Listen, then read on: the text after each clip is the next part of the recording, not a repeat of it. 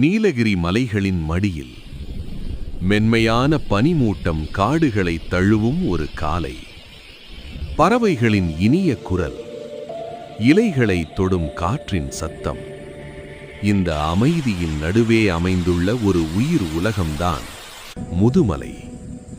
முதுமலை புலிகள் காப்பகம் தமிழ்நாட்டின் நீலகிரி மாவட்டத்தில் அமைந்துள்ளது.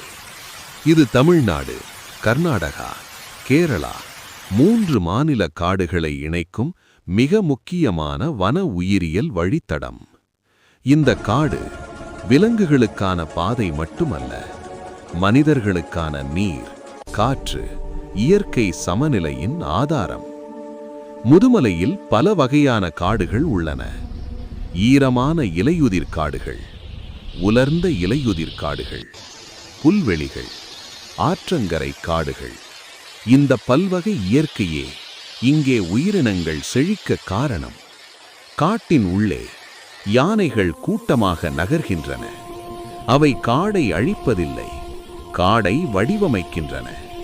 விதைகளை பரப்புகின்றன, புதிய செடிகள் வளர உதவுகின்றன. அதனால்தான் யானைகள் காட்டின் பொறியாளர்கள் என்று அழைக்கப்படுகின்றன. அமைதியான நடை, ஆனால் பேராற்றல் நிறைந்த உடல். புலி காட்டுக்குள் நகர்கிறது. புலி உணவுச் சங்கிலியின் உச்சியில் இருக்கும் விலங்கு. புலிகள் இருந்தால் மான்களின் எண்ணிக்கை சமநிலையில் இருக்கும். அதனால் காடு ஆரோக்கியமாக இருக்கும். புலி இல்லாத காடு சமநிலை இழந்த காடு.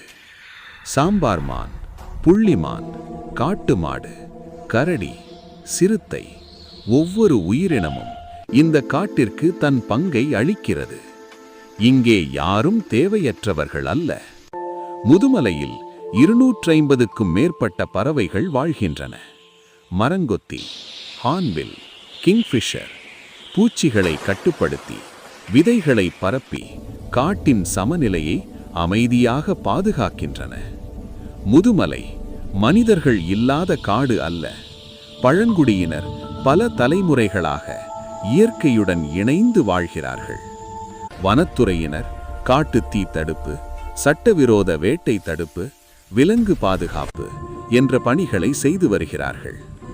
காடு நமக்கு சொத்து அல்ல, நமக்கு ஒப்படைக்கப்பட்ட ஒரு பெரிய பொறுப்பு.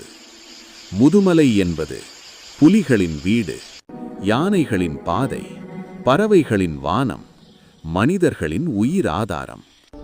நாம் காடுகளை காப்பாற்றினால் காடுகள் நம்மை காப்பாற்றும்.